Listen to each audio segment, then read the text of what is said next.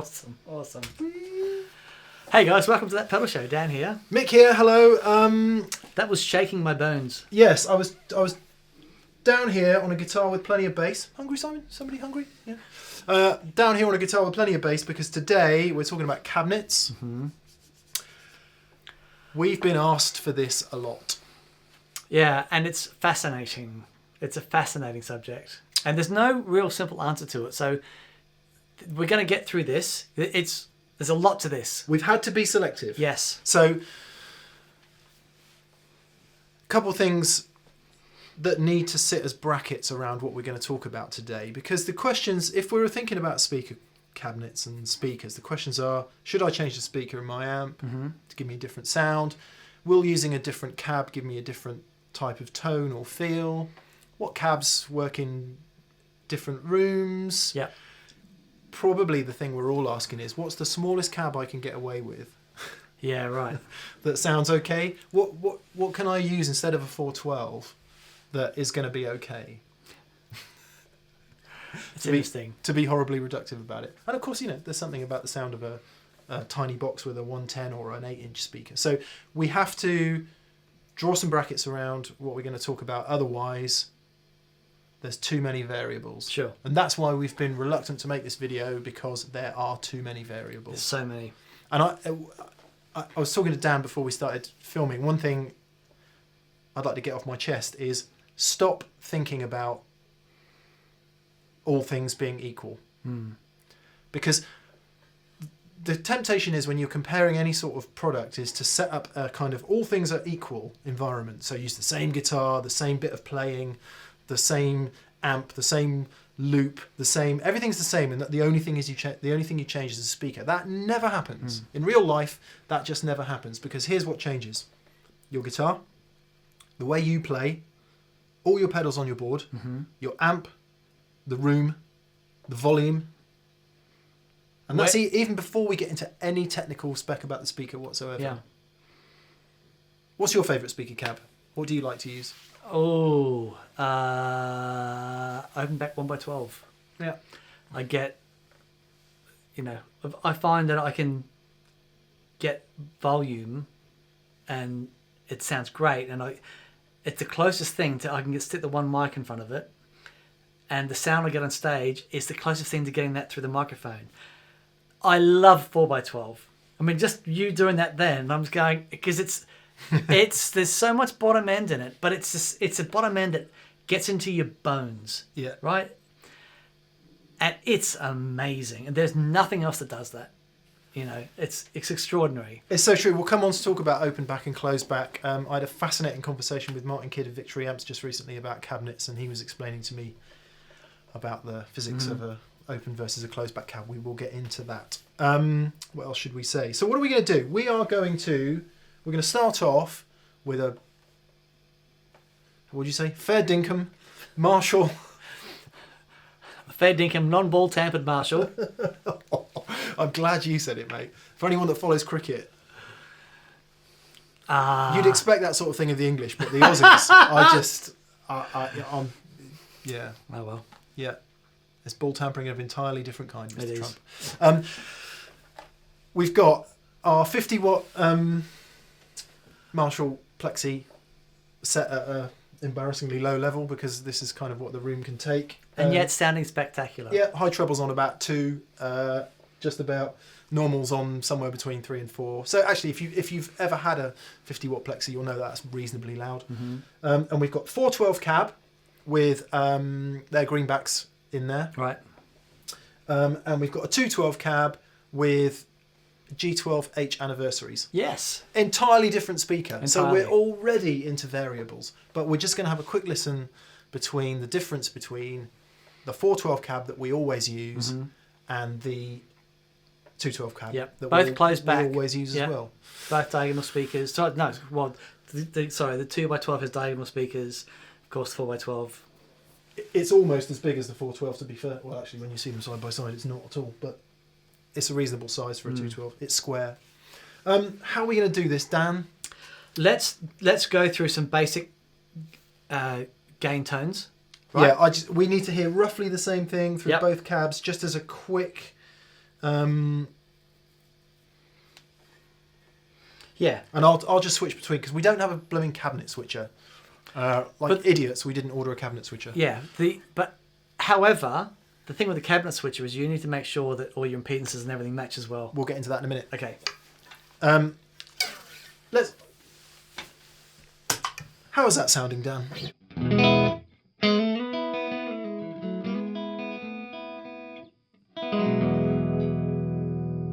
So that's the guitar straight into the Marshall. Yeah.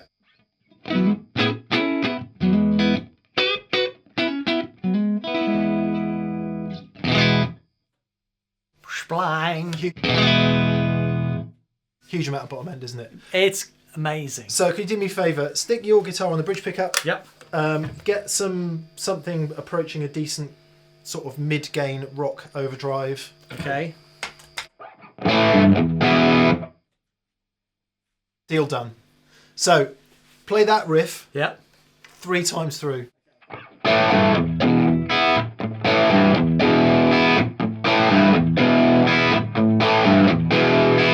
Had to be 4, sorry. Has to be 4. Simon's going to edit this bit out from here, and the next thing you'll hear is the little 2/12.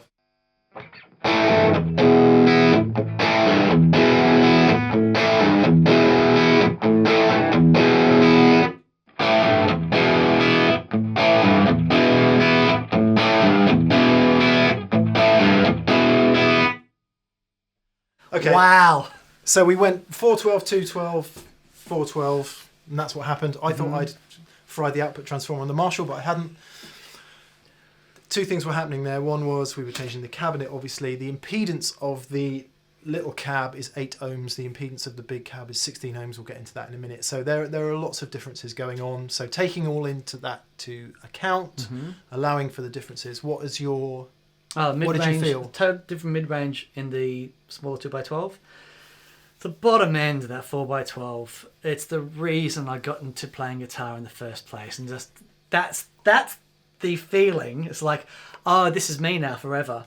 I'm done. How much of that do you think is down to the volumetric aspect of the cabinet, and how much of you is down to the speaker, in your opinion?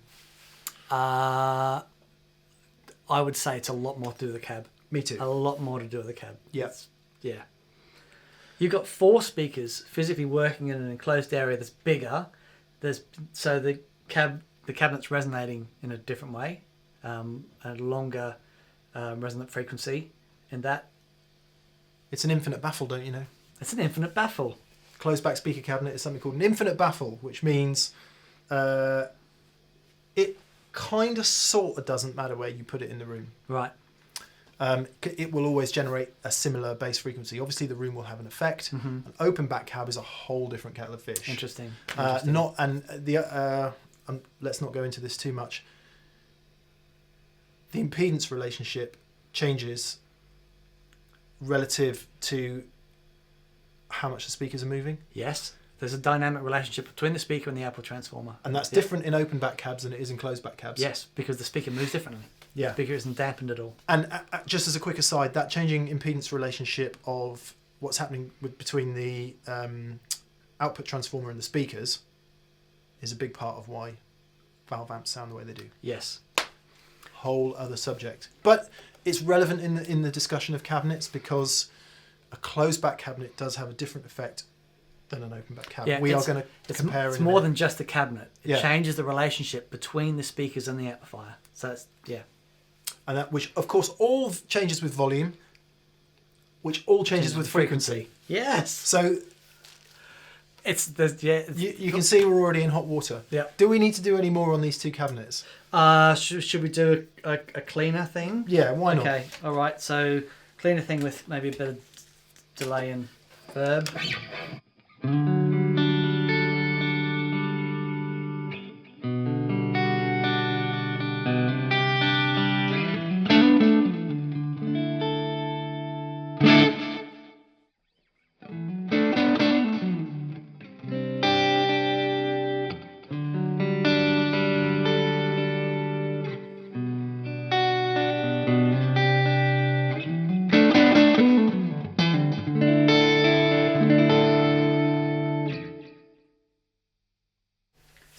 funny.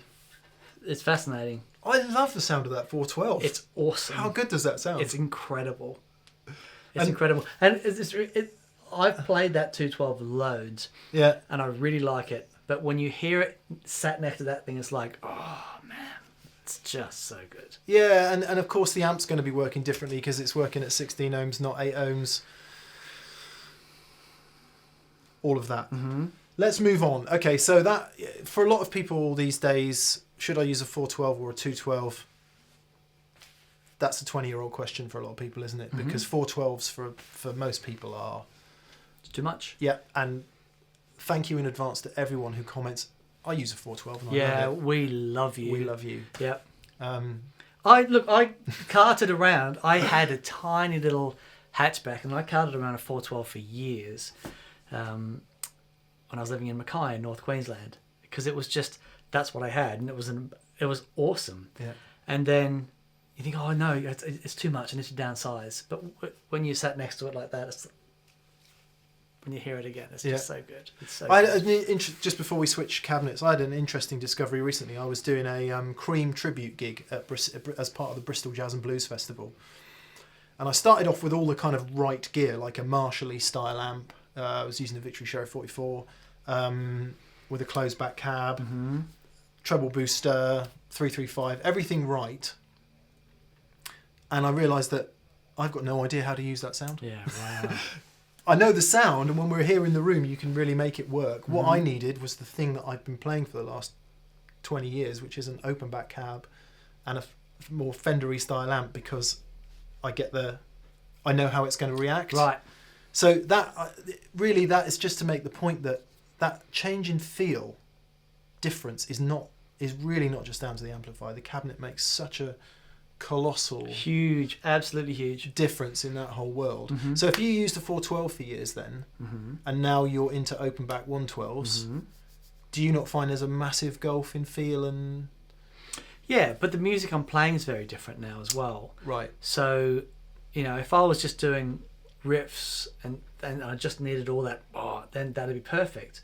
But I'm not. A lot of the music I'm doing is a lot more intricate. But it still sounds, it still sounds awesome for that stuff. Yeah. I'm trying to justify not having a 412, but I'm listening to that now. I'm thinking, well, we've got one. Yeah. So now, yeah, it's spectacular. I bought that when I did the Hendrix tribute shows, and ended up not using it. Wow. Ended up using that. That's a whole other story. Right, let's switch our cabs out, and we'll be back in a second.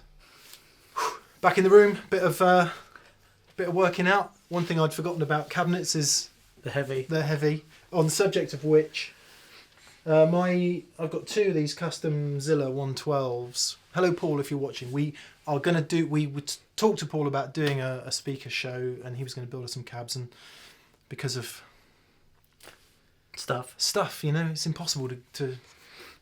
Anyway, we are going to follow up on that, and maybe that'll be a follow up to this show. Anyway, I've been using these custom Zilla 112s for a while actually, mm-hmm. and I just put an EV. Well, actually, it's not an EV; it's a warehouse guitar speakers WGS12L, right, which is heavily inspired by the famous EV12L speaker. And a bit different, and that's heavy.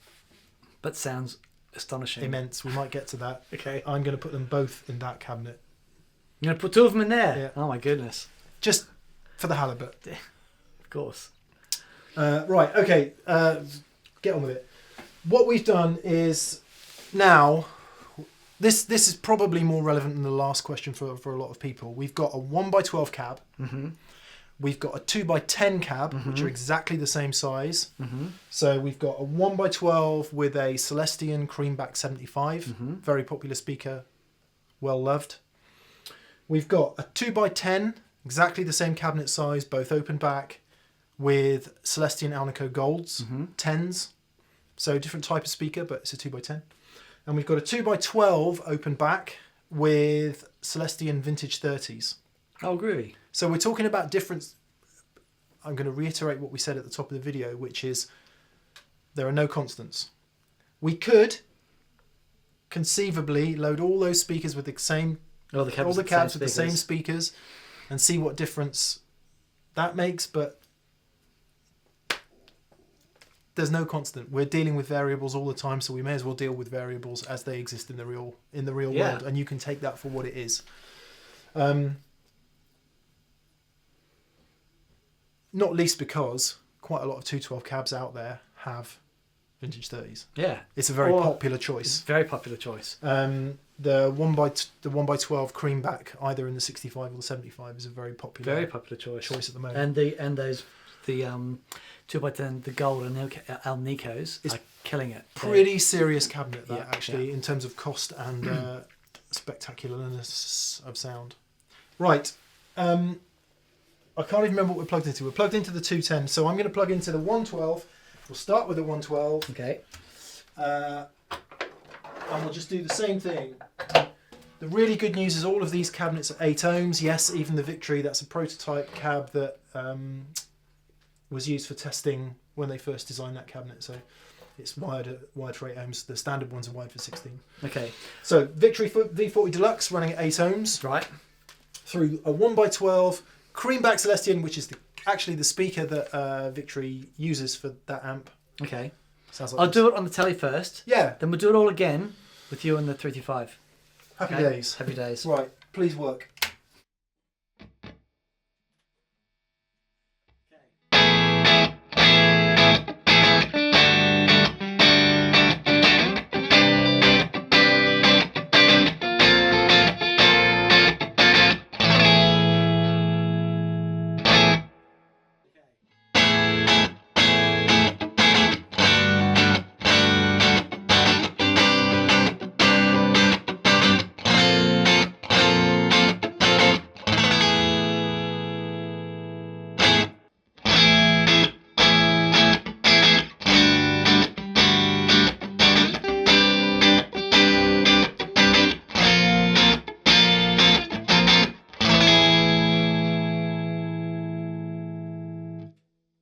Wow. What are your thoughts? The 2x10 is just spectacular.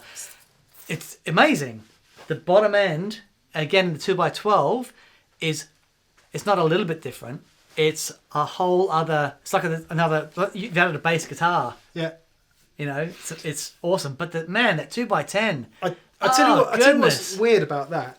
Where I was stood, and maybe because I was stood closest to it, the cab that sounded like it had the most bass to me was the 112. Really? Simon? Okay.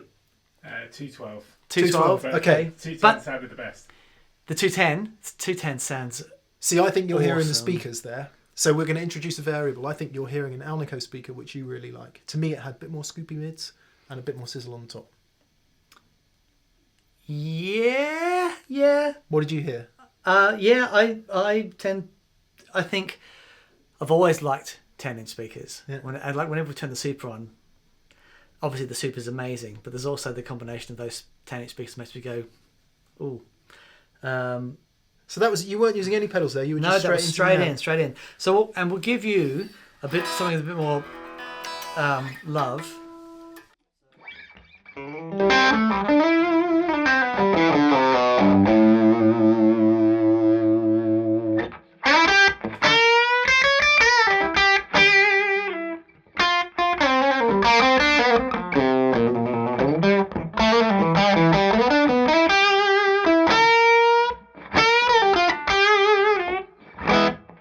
Sounds pretty sweet. Sounds awesome.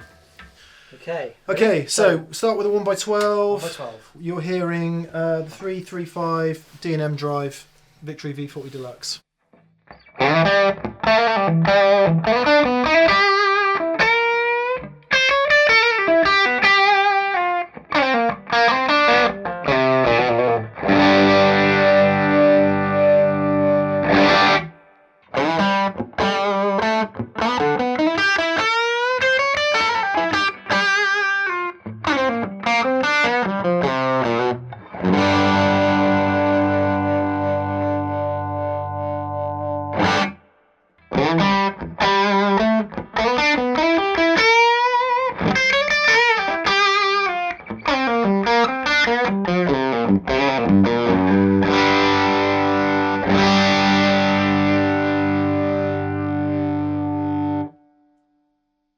Okay, I have a very definite thing that I liked best. What was yours? The one I liked the least was the 210s. Yep. Was just losing all the mid-range. And I've had another interesting discovery with speakers just recently, and to annoy Simon even more, we're going to make another change. I've had a little discovery just recently for those kind of sounds, like mid-gained and like anything from Fender clean through to the kind of sounds that I like you know, Stevie Ray, John Mayer, Robin Ford. Those kind of sounds that I think that I like. I don't like speaker breakup on them. Right. And I think what I'm hearing in that 10-inch speaker is a load of which I don't want to hear. Interesting. Now, that might be speaker breakup or it might be frequency response. I don't know. Okay. So my favourite was the 112 by a million miles. By a mile. By an absolute mile. That's fascinating. Isn't it? Sounded... Can we have a quick swing on that again? Yeah, Sorry, yeah. do you mind? Okay. Just to reiterate, Yeah. the sound of that.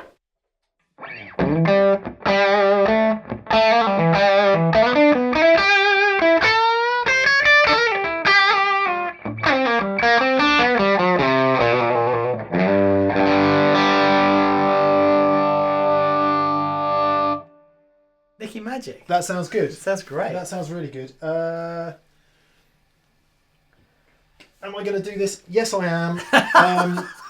Right. This. So, one thing that we have currently is quite a lot of difference going on in terms of these cabs aren't in exactly the same position in the room. They're same relative to the back wall, but they're certainly not the same in terms of, you know, orientation. So we're taking that into consideration a bit. Yep. That was a bit nearer the corner of the room, but not really. In fact, that one's nearer a corner of a room, so it shouldn't. No, I don't think it's a huge factor today, is it? No. Okay, just going to do one last thing. Right, bit of a high risk strategy. Sorry, I'm trying not to shout right into the microphone. Even though they look exactly the same, I've swapped out the Zilla custom 112s. What you heard, the last thing that you heard was Celestion Creamback 75. What you're going to hear now is a WGS12L, which is the EV type speaker that I was talking about earlier. Yeah. This is high risk because I have no idea what this is going to sound like. Awesome. Okay. All right. You ready? We haven't changed anything else. Right? No settings. Here we go.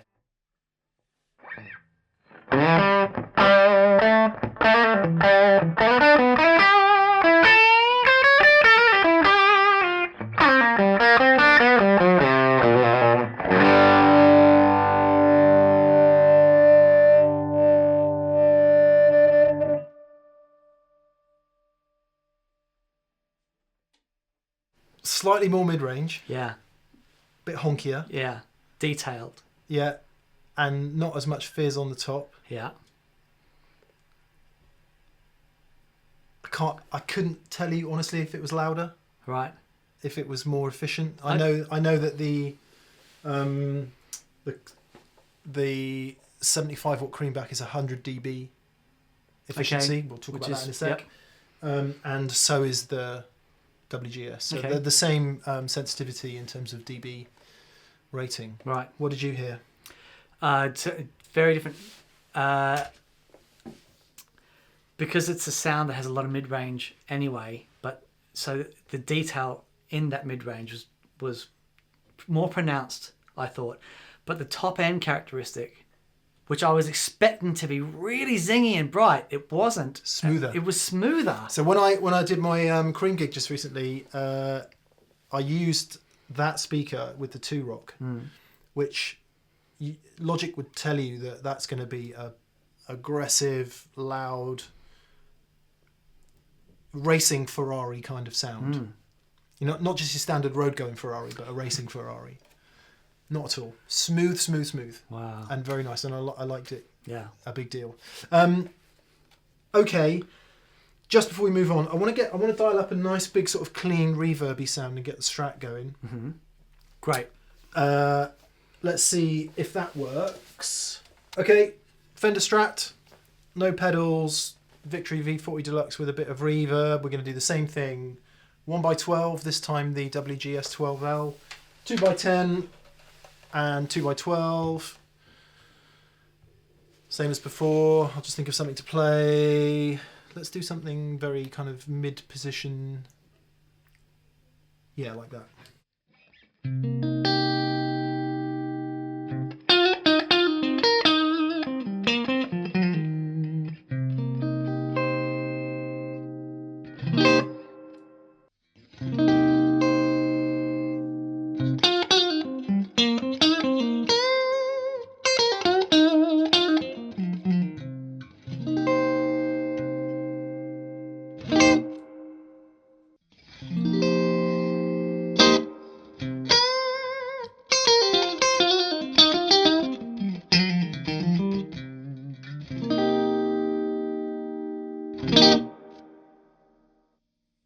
Fascinating. Mm-hmm. Do you want to try anything else? Okay. Yeah, I'm going to try quite an effecty Yeah. sound. We'll maintain the same order. Okay. Maintain order.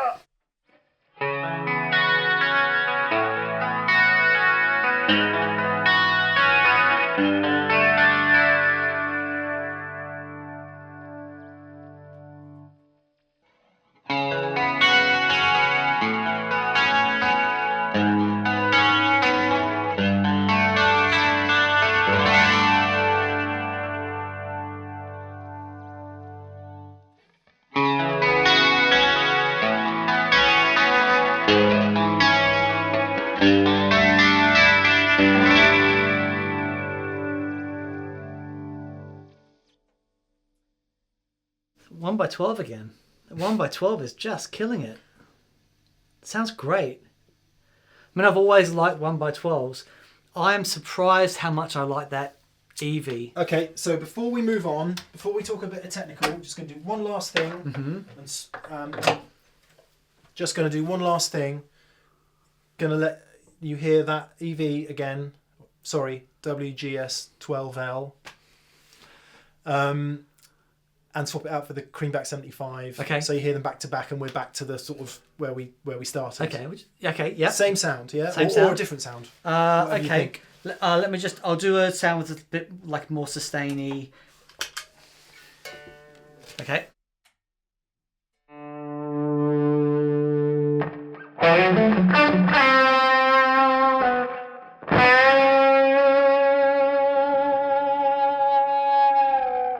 Where are we now? 2x12? No, it doesn't matter where we are. Okay. All right.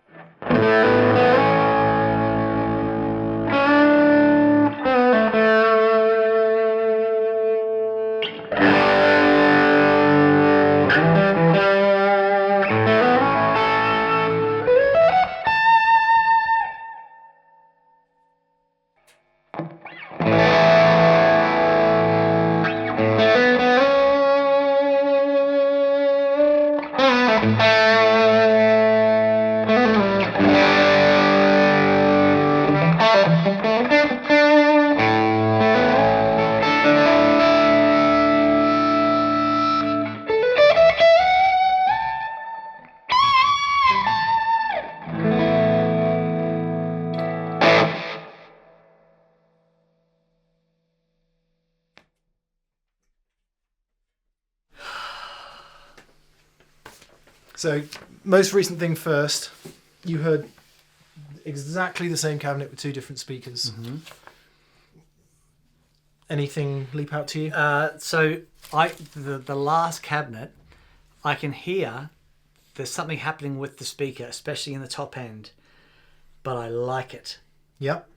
You know, it's not. It's the first one. The first one was the EV, I'm assuming, because Yep. there's. WGS12L. Sorry, It's okay. Yeah. It's so detailed, and nothing's breaking up.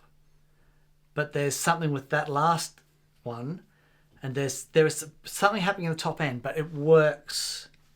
I like that, but I'm sure I could dial that in something similar.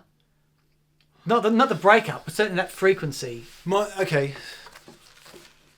So what we're talking about now is we're heading off into some of the variables that we were discussing before, aren't we? Yeah, we are. I'll tell you one thing that is interesting though. There's a resonance. It's exactly the same on both of them, which is the cabinet. I can hear that. You know the thing we were talking about before, and had the 4x12 behind me. It's like, there's something that it's not just the bottom end frequencies. It's something else. It's the way that it fills the room. Well, it's the difference between sound and feel, isn't there? Because if you put a microphone on a speaker, and that's why one of the reasons I've been reluctant to make this video, and we've discussed it a lot, one of the reasons we've been reluctant to sort of move ahead with it is because you're only getting 50% of the story. Yeah. You're only getting the sound, which sounds paradoxical because in guitar terms the sound should be everything, but it just isn't. So isn't. 50% of it is the feedback loop of you as a human being and an instrument, and it's all working together. Now, there might be a physical relationship here because you're sat 18 inches further away from that cabinet than you are that one. That could be significant. Don't know. Certainly wasn't significant with between the two of those. Between the two of those, because they're in exactly the same position. Yep. What I noticed with the 210s, there are two 10-inch Alnico Golds going up for sale, by the way. Just doesn't work for me. Sure. Just does not work for me, and I could not play. Right. And the first sound I had when I was just doing the clean chords, the big clean chords, was like, oh yeah. But every other sound I did through those, it was hollow and zingy. Didn't like as much. Didn't. So what could that be down to then? So one thing we said in terms of variables before, one thing that changes significantly in terms of the sound and response of a speaker is volume. Yeah, right. So it might be that if we were going to be super scientific about this, we would then turn all the amps down to kind of home bedroom type volume and compare them then. Yeah. Which is, maybe that's a follow-up video at some point. Yeah, because this is gig volume that we're playing at. It's a quiet band gig volume. Yeah. It's that it's our ears are fine. It's I'm going to leave this band soon volume. Yes. I'd rather stay at home. Right. Yeah, but it's not, so it's not quite, it's not bedroom volume by any stretch. And that is a massive, because so we talked about the way the impedance can vary, and we also talked about the way frequency response varies with volume, and of course Fletcher Munson and all of that. So you at low volumes you need more bass and treble to perceive a nice sound, and then as it goes up, blah blah blah. So before we move on, I just want to go through my little notes here to make sure that we are on track. Yeah, really just to underline that point that there is no bass level from which a comparison makes any sense. Yeah. Different amp, different guitar, different effects, different you. I was playing the same thing, the same guitar, same pedal, same amp, different cab, and I was struggling to play that 210 cab. I just wasn't getting it. I wasn't feeling it in the way that I was feeling the other speaker. And who knows? We may hear it back recording going, oh my that's goodness, the best sounding speaker in the blooming world. Yeah, okay. But if it's not connecting with you, it doesn't matter. Yep. This might be a good point to talk about. Let's say you've got a combo and you want to know, let's say you've got a Fender Hot Rod Deluxe and you want to use an extension speaker. The main speaker out is 8 ohms. Yep. It's got an 8 ohm speaker in it. What happens if you want to attach a cab? Usually, in most guitar amps, certainly in most Fenders, those speaker jacks are wired in parallel. So if you add another 8 ohm speaker to that, Dan, what impedance load are we putting on the power amp at that point? If you add another 8 ohm in parallel, you're going down to 4. Right. Why is that a problem? Because the reality is, it's fine. People have been using that thing for years, but you are mismatching the output impedance of the speaker. Yeah, and some amps are, like Boogie, for example, Mesa Boogie, used to actively encourage you to mismatch impedances. And that would change the sound of your amp. Marshall, don't do it. is in all the Marshall literature. You know, make sure that if you're running a 16 ohm cab, the amp is set to 16 ohms. Mm-hmm. So that was parallel. If we put two 8 ohm speakers in series, we get 16 ohms. 16 ohms. Okay, so you just need to understand the difference between parallel and series, and Wikipedia can explain that to you, as can any speaker manufacturer's website. But back to the original point, can I add an extension cab to my combo amplifier? Yes, you can. Be aware that the speaker jacks are probably wired in parallel, but again, you need to check in your manual, and you can then work out what the resultant load should be and set your output impedance accordingly. Yes. And you will find that your amp sounds different. Yes. The other thing to remember though is that if you're adding an extension cab, a lot of people are asking the question, will I be louder? The reality is not necessarily, probably no, because the amp is now working twice as hard to drive two speakers. So you'll find that your amp gets to that breakup point at a lower volume. You might perceive more bigness, Yeah, which is likely because you're moving, you know, there's more sound coming out of multiple sources. You might perceive less focus in the sound, which is a whole other topic. Yeah. It's just variable after But variable it's after definitely, variable. and of course, if you're adding a more efficient speaker with the extension thing, it's a different thing again. But that's what I mean. Dan, let's talk about some aspects of speaker design and spec then. Okay. You start talking about sensitivity and efficiency, Right. and I will go and get a speaker. Okay. So one of the specs that you'll see on speakers is an efficiency rating. And a speaker might be rated at 94 dB, rated at 96 dB, or rated at 100 dB. Basically, the higher that dB level is, the more efficient that speaker is. So it's saying at a certain power, when it's receiving a certain amount of power, it will put out something equal to 100 dB. So Mick was saying that the WG thing that's based around the WG12L is a very efficient speaker.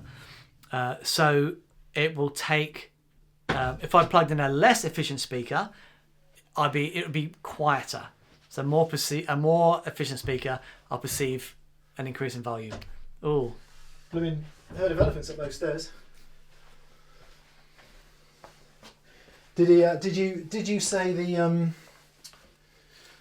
did we get into dBs and logarithmic scale? I didn't do logarithmic. I did dBs and didn't do logarithmic scale. So your standard Celestion Creamback speaker is about 97 dB, I believe. 97, Right. 98.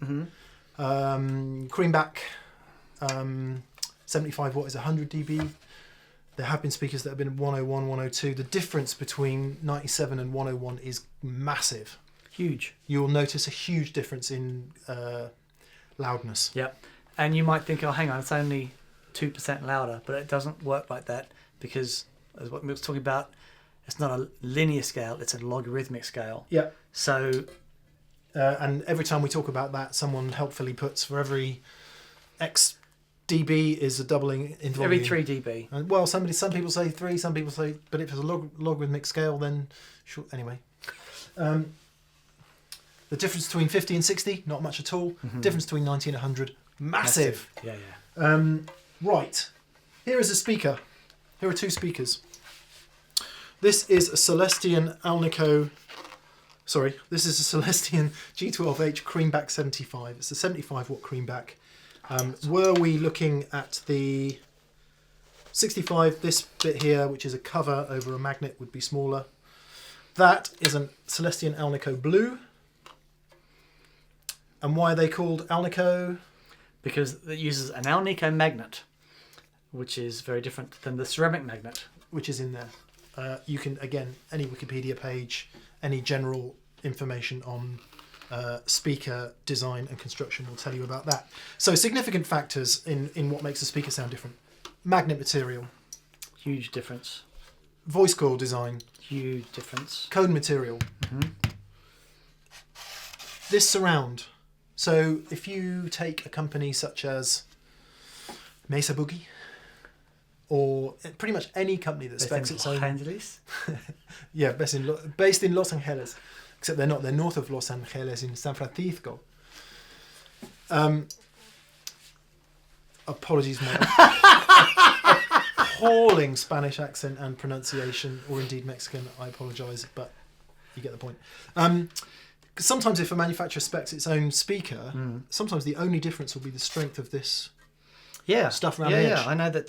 Damping material. That the not the Bad Cat, the Matchless, their Celestion speaker, they take a lot of care to make this the doping material less rigid, So it moves more. So anyone who's into speakers, whether you're buying your dust caps, other thing. Yeah, whether you're buying your Weber speakers or your WGS or your Eminence or your Celestion or Jensen or any of the great speaker brands out there, Tone Tubby, Alessandro, goodness me, there are lots of speaker manufacturers out there. They will look very carefully at all those things to come up with a design that works. And what are the important numbers? Wattage, number one. Your speaker needs to be able to take whatever your amp puts out at the volume you're going to be playing it. So, would you attach a 15 watt Alnico Blue to a 50 watt Marshall? Yes, if you don't turn it up. Because it's not putting out 50 watts if you don't turn it up. That's right. Should you? No. The Marshall manual will tell you not to do that. Yep. And so will the speaker manual. And of course, the power handling has a significant effect on the sound in terms of how it breaks up and distorts. Impedance, we covered that earlier. Your speaker needs to be matched to the output impedance of your amplifier, and sensitivity, which Dan spoke about, which is the efficiency of the speaker. Finally, they're usually given a resonance value, the key-based resonant frequency, which I believe is the, if you look at the curve, is where it peaks. And then when it gets up to treble, it goes off to 0. Yeah, so there'll generally be a resonant frequency, and then it'll go back up again. Oh yeah, because it's infinite. Yeah. Anyway, again, Wikipedia, don't listen to us. Interestingly enough, when you put this is the difference between a resistive load and a reactive load on when you're putting the load box on. Yep. A reactive load keeps that resonant frequency, whereas a resistive load doesn't.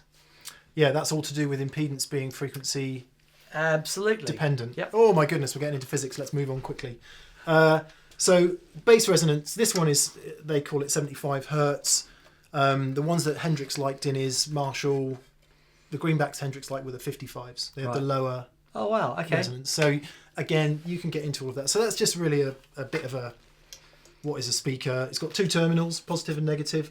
Doesn't actually matter which way you wire them if you're wiring them into the amp. The only thing that does matter is that if you've got 2 in there, you wire them the same way. Yeah. Because that determines phase. Do you remember that? I do. So speak. La la la la la la la la la. It's going to happen. Dan and I were explaining phase once, and it became a Eurovision entry. It was discussing your Eurovision song that you'd written. Yeah. Genius. It was my ringtone for a long time. So some amp manufacturers are very specific about the phase of their speakers. Turok, for example, they very specific about making sure that basically. There's a surprise. Turok being specific about something. Yeah. Man, those guys are so on the ball. But yeah, it means that when the sine wave is positive, the speaker's pushing forward. When it goes negative, the speaker's pushing backwards. So if you look at the sine wave, and just an AC signal sine wave, and the speaker is doing the same thing. If it's out of phase, when the signal goes up, the speaker will go back. Exactly. That's what you want. That's what you want. Not this. Not that. Yeah. See? On-screen diagrams, don't need them. Okay. Let me just check my notes again. Power, yes. Yes. Impedance, yes. Yes. Series and parallel, yes. Yes. Sensitivity stroke efficiency, yes. Magnet types. Okay. Cabinet design. Yes. Literally, we could talk for 2 hours on that. So, what are they made of? Ply. Most modern cabinets are made of ply. Most vintage Fender cabinets in the Tweed era were made of pine. Yeah. And I've got a couple of pine 1x12s made by Bob Burt for me.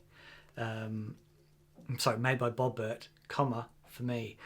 And he had some old barns, like his grandfather's old barns.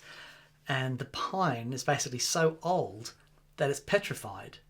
And it's hard as it's unbelievable. Seen some bad stuff. It's terrified. And so I've got 2 of those 1x12s made from that pine. Yeah. And they are completely different sounding than any other 1x12 I've ever Yeah, heard. and So it's a big deal. Yeah. What they're made out of I wonder if is a big I deal. wonder if we could get that in one day. So if you are talking about a Bassman or a Deluxe, the sound of that amplifier isn't just the amp and the speaker. It's the fact that it's made out of pine and it's resonating. Yep. It's resonating. Whereas you get into your Two Rocks and your Dumbles, that requires almost an inert, very solid ply, super strong ply cab. That's right. Which is what your average Marshall 412 is made out of as well. So because you should think those are closed back, and when they're cranked, the amount of energy dissipation that those cabinets have to handle is huge. So, it's really strong. Or they call it. It's like a lot of them use birch ply, don't they? It's Baltic birch ply. They usually say. Yeah. Void free. Void free. I'm sure that's a manufacturing issue, so they don't have to keep cutting through knots. But but actually, it does make a big difference. Yeah. Okay. We've no real way of demonstrating that other than to say that it is absolutely part of the classic amp sound. Definitely. So an amp sounds like an amp. Yep. Partly because of the stuff it's made of, in terms of the cabinetry. Yep. Combos or heads? Yeah, very interesting. A lot of people say, why on earth would you buy a head and a 1x12 cab instead of a 1x12 combo? So one of the things that we've been demonstrating today, but you can use a whole bunch of different cabinets with a head quite easily, which is great. It gives you that option.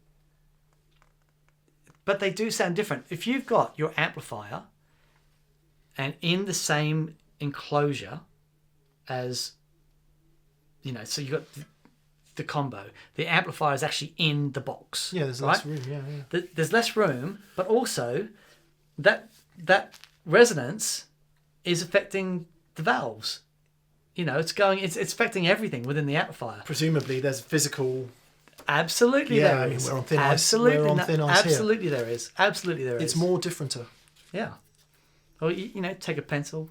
Yeah, like you're doing the microphonic test for the valves. You tap it on the pencil, or you put that amplifier with all those valves exposed in a resonating box.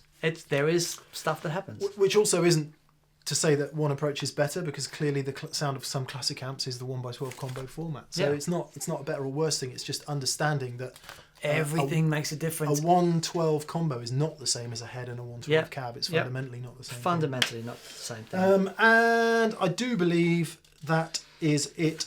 Apart from to say, bugbear of mine before we make some more noise. You spend all that money on a nice head, and you buy a crap cab. Right. What a waste of time. It's a total waste of time, and I see it all the time, because everyone's focus is on,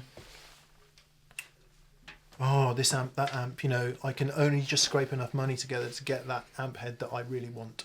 Can't really afford a decent cab at this point. So I'm just going to buy the cheapest thing I can, because it's a box, right? And it's got a speaker in it, so all cabinets are the same.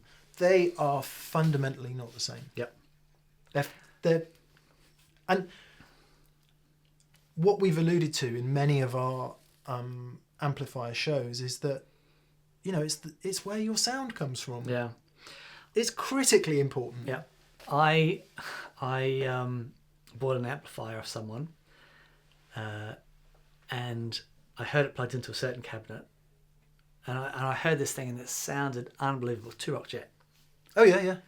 And it sounded just immense beyond measure. I thought I'm getting that. Took it home, plugged it into my cabinet. I sounded like poo. What were the cabs?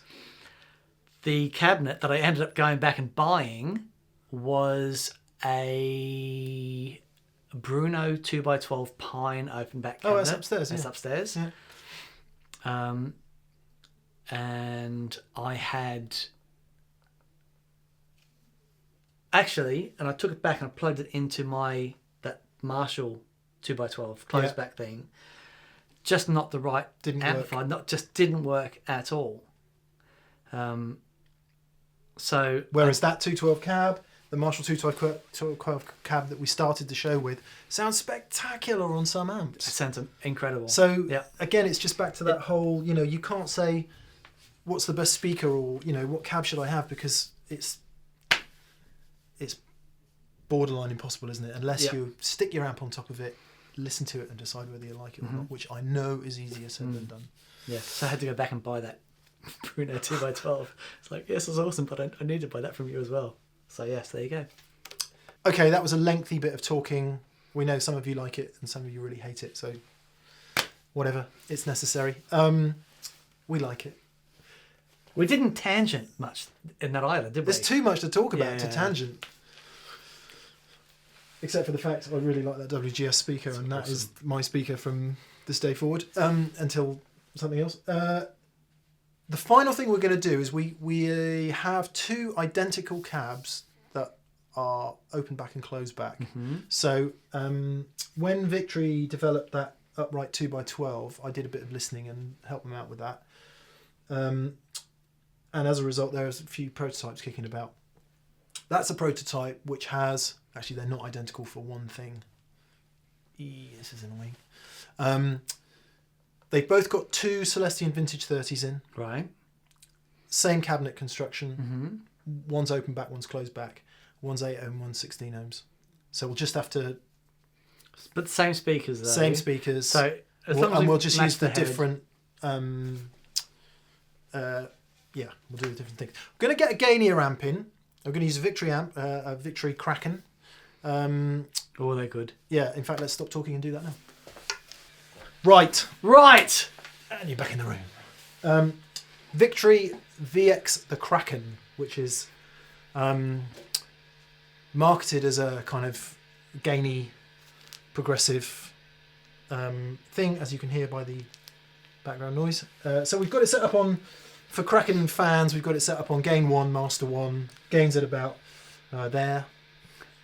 Sounds like this.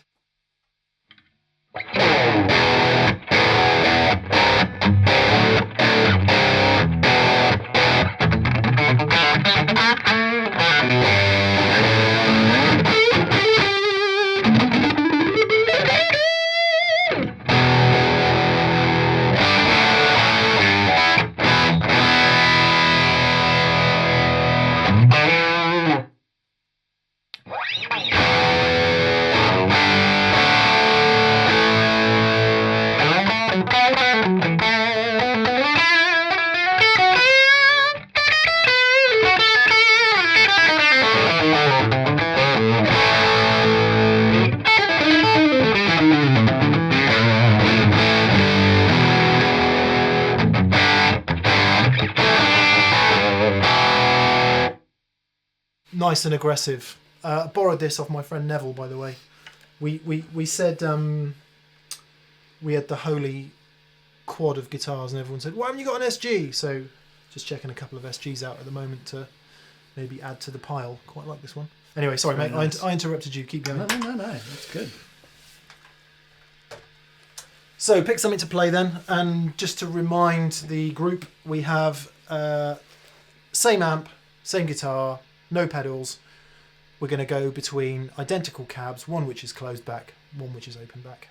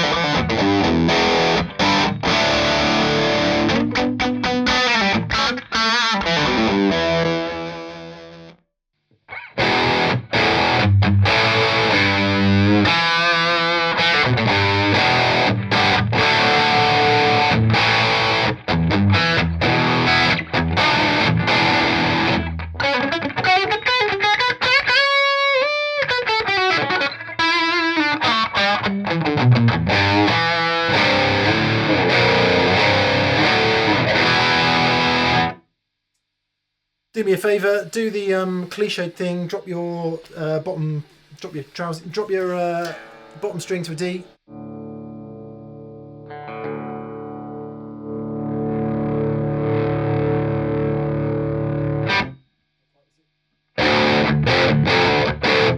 Okay, I'm going to go onto the gain 2 channel and yeah, I'm going to do that.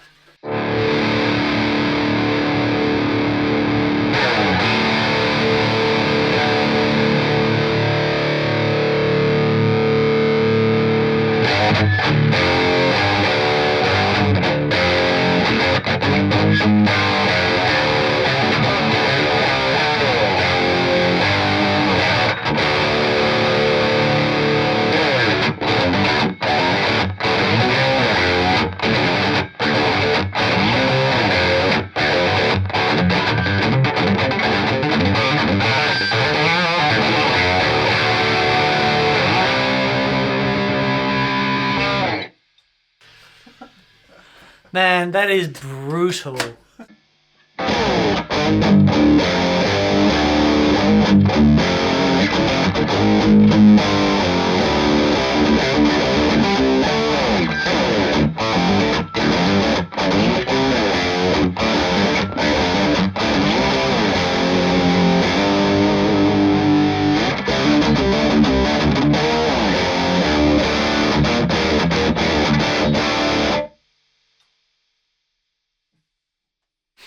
That sort of sound Requires a modern guitar, doesn't it?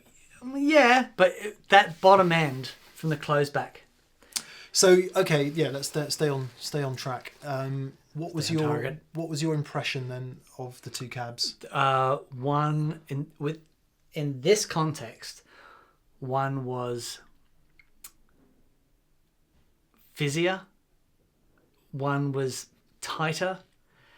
The tighter one seemed to have more bottom end, and yeah, it's sort of in So the open back seemed fizzier, didn't it? the open back seemed fizzier. Now I don't know if that's an impedance thing, because Yeah, right. So I used the 16 ohm tap on the amp into the 16 ohm speaker, and I used the 8 ohm tap into the 8 ohm cab. right. So that one's running at 8 ohms, that one was running at 16. Okay. So whether that has an effect on the transformer. Yeah, but it won't. It's a fundamental function of the cabinet because our speakers are the same. Yeah. And we were using the appropriate tap on the amp, Right. just to say. Yeah. Look, it's that thing. Why the rock thing? People love the close back because there's a. The first of all, because the speaker is basically in a vacuum, right? When you hit it dampens almost as it goes to push forward. It creates that, Changes the impedance relationship with the amp. exactly, And it's all that not. stuff. The common perception is that it's all about bottom end with open back and closed back. It's not at all. No. It has a fundamental effect on the top end as well. Yeah. And we should say environment. We're on a although it's a suspended wall, it's wood. Mm-hmm. But behind that wood, about another 4 inches, is a concrete wall or blocks. Anyway, a brick wall made of harder stuff than wood, and a wood thing in front of it. So we're dealing with that. What is behind that open back cab is going to make much more difference than what's behind the closed back cab. So it's interesting that you were perceiving more bass from the closed back cab. Yeah. Over there, I was getting more bottom end out of the open back one. Okay, because it's that the bottom end frequency is a cyclical, that sort of. More to the point, I wouldn't want to put a frequency. Well, to me, that was this had a resonant frequency that was different from that one. Yeah. That's the whole point. So whether there's more or less bass might be a moot point. Actually, the fact is, you're hearing different frequency response across the whole cab, so it does make a huge difference. And perhaps, and I'm speculating here, one of the reasons that closed back cabs are so popular in the gainy world is because it's more controllable. Yeah. Yes, it gives you that exciting trouser flapping feel that you like, but actually as you go from venue to venue, because you're not so dependent on the room itself. That's very interesting. So you're saying that the closed back doesn't have that problem. It has less of that problem. But much the open less. back is a lot more susceptible to the environment that it's in. Massively so. Yeah, okay. And I think that might be why closed back cabs are so popular among that crowd, because it's more predictable. But if you want your nice, Strat-y, Fender-y, cloud-like cleans, there's a new one. Cloud-like cleans, like floating on clouds, you need an open back cab. Yeah. In my opinion. Fascinating. So, what have we learned? 1, there's no constant. There is no constant. Don't think that putting X speaker in X amp is going to give you a defined result. It won't. You can say that it might be more efficient, so it might sound a bit louder. You can say that you might perceive the treble more. You can say that you might like the frequency response a bit more. But blimey, by the time you're dealing with different volumes and all that, it's very hard to. I think it's borderline impossible to compare unless you're in the place where you're going to be with your amp, listening with your ears at the volume you play at. In the context of which you play. Yeah, because there's that whole thing as well. Yeah, that one of these pick any one of these speakers might sound fantastic in here at this volume. You turn it down, or up at a bass player and drummer, and all of a sudden the bottom end that's getting me excited is not working in the context of a band. Yeah, we haven't even spoken about bands, have we? We were talking about bottom end, going, oh, this bottom end's brilliant, get it in a band, useless. Yep. Bass players shooting your daggers, going, get out of my yard. Get off my land. So there is no constant. And that it's true for so many things that we talk about. People say, why don't you just do a loop and put it through the different pedals so we can hear the sound? That speaker made me play differently than that speaker, and that's what it's all about for me. It's not about it's not the interesting bit isn't in the similarities, it's in the differences. I like that. Wow. Yes, there we go. Okay. Ending on a haiku there. So that was the one thing. Does a 212 sound bigger than a good 112? Didn't to me today. No. I was really happy with a nice. Oh, the 1x12s were awesome. With a nice 112. Questions below. What would you like us to go into more depth on? Yeah. If there's anything within this, because within all of these little areas that there's so much more to explore. Imagine if anyone had ever used the analogy of an iceberg, right? Where there's a bit sticking out the top of the water. I think that would be That'd a great be great. analogy. It's a great analogy. It would be so useful across a range of topics. Very good. So we're stood on top of the iceberg. We've stuck our TPS flag in there. The iceberg's melting. Yeah. And we're looking down going, very white animals. Oh my goodness, we're going to have to get into all this. That doesn't work. No. Mick's giving me a whistle. Push me in the water. Brilliant, guys. Thank you so much for watching. I really hope you enjoyed it. If you haven't subscribed, please subscribe. I want to say a massive thank you to all of our patrons on Patreon. We've got a couple of things that we're going to give away to our patrons on Patreon. Yes, we do. So as soon as we can work out how to do it. Yes. Okay, massive thank you to our preferred retailers in Australia is... Pedal Empire of Brisbane, Queensland. In the icy tundra of Siberia is... It's Niet Guitars. In the UK and Europe is... Anderson's... I was thinking Anderson's because it's still Europe, isn't it? Anyway. Yeah, UK and Europe. Anderson's Music of Guildford in Surrey. And in the USA is... Would be Riff City Guitar of New Hope, Minnesota. Yes, our mates over there. Fantastic. Thank you guys so much. Oh, also, if you pop along to our thatpedalshowstore.com. Yeah, we've been a bit low on stock on some stuff recently. I've got to do a giant t-shirt order, but anyway. Can we get some onesies in? More on that later. Someone bought me a camo onesie for my birthday. No. Can we get some onesies in, I'll please? wear it on the show maybe one day. Good. Brilliant. All right. Thank you so much, guys. We'll see you next week. Bye-bye. Bye.